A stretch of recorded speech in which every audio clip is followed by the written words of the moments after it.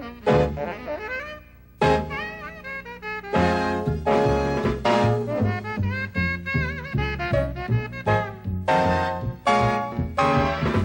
learn a lot when you turn on your TV too.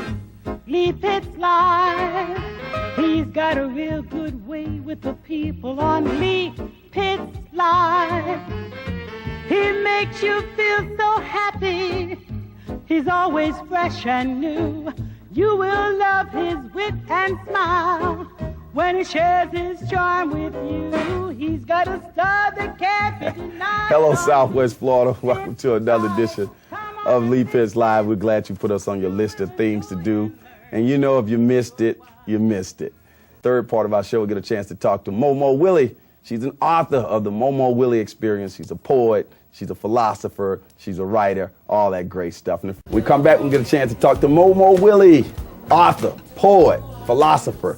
It's all happening. It's happening here on Lee Pitts Live. Keep it locked. We'll be right back.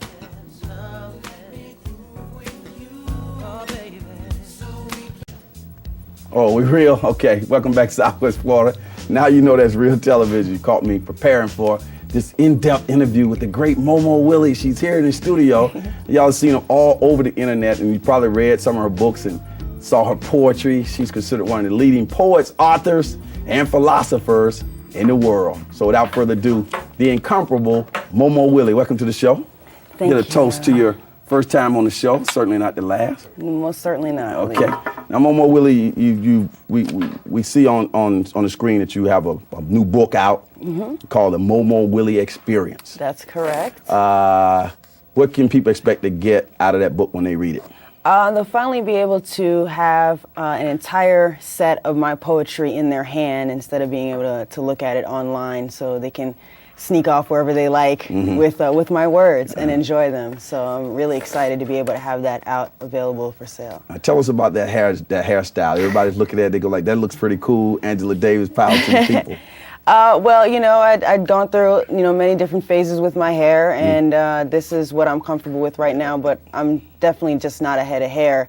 Underneath it is quite a mind, so I think people are more excited about that. Okay, let's go to the mind. You take your poetry and your writing extremely seriously. How did you first get started in the whole process? Oh, as soon as I could hold a pen and scroll it on some paper. I've been doing it, so it's you know, it's something that I have to do, and you know, now that you know, in the computer age, it turns, you know, into typing. So you know, as long as I got a good full battery on my laptop, I'm good to go. What was it like being a little black girl writing all the time? What did your friends have to say about that? Well, you know, it's really a solo activity, and so you know, even though I'm a friendly person and I'm good to hang out with, that's something that I do more in my private space. And then when I got a little older, it was something that I could share with my friends when we'd be hanging out. Like, hey, look, this is what I did. You know, I was holed up, and you guys didn't see me for a minute. Okay. So you know, it was definitely good. We're going to get a chance to let people know about your books and your website that's on the screen. Call that website out just on the, what's your website again? It's momowilly.com. Okay, let's take a look at this, Brad. This is the first book, your first book. Yeah. Get Brad to come in on a shot here. That's the cover, Neurotica. And then we'll take a look on the back. You'll see Momo with her other hairstyle, because she's sort of a chameleon with her styles.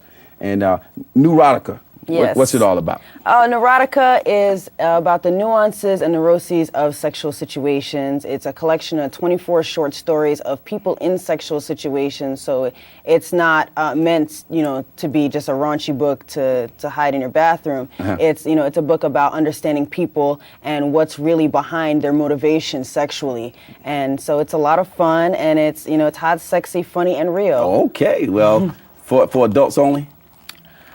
Yes and no. Am I signing this? I'm opening this up. I'm going to ask John to get a shot of you signing that, so everybody know I got an autographed copy from the great momowilly. Just write a little something, something. Most definitely. While you sign it, we're going to continue to talk. Sure. We got about 5 minutes left here. Let's take a look here at this, Brad, if you don't mind. This is momowilly's new rendition to the public, and it's the momowilly Experience. Because that's exactly what it is. It's an experience. Now, I've been to some of your stuff out there on the internet. I mean, when they experience momowilly, they really get an experience. Talk about the Momo. Now, the momowilly Experience is in. Where can people get that book right now? They can get it from itsmomowilly.com. Okay. and you ship it right out to them? Yes. There's also a pre-sale until August 9th. So they can get an autographed copy if they order before August 9th, and then August 10th it's officially on for sale. Momo, let's talk, with about 3 minutes left, let's talk about some of your accomplishments. I know you got 4 major accomplishments, so people can get a breath of how popular you are around the world. Go ahead.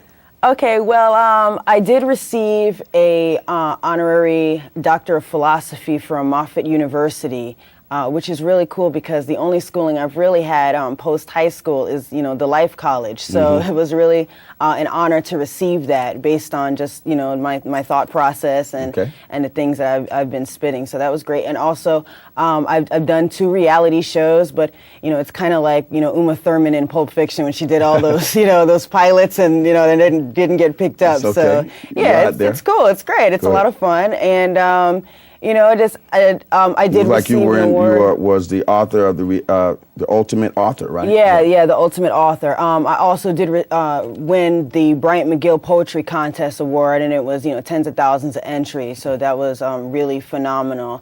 And I also produced an online radio show that's had, so many important guests, like, journalists like Davey D and Paradise Gray, so, just definitely been doing a lot of things. You have a radio show now that's people yes, I talk do. about that. Yeah, it's a show. It's only an hour. It's focused on the female perspective in poetry and in culture right now. So we have humanitarians on there, femc. So if any of them want their stuff played, they can definitely submit it to me at itsmomowilly.com, and we'll get it on there and make it happen for them, because I'm trying to promote people who maybe don't have as much of a voice. Okay, Momo, I want you to look right into this, right here into this monitor, and take us off the air with some of your poetry.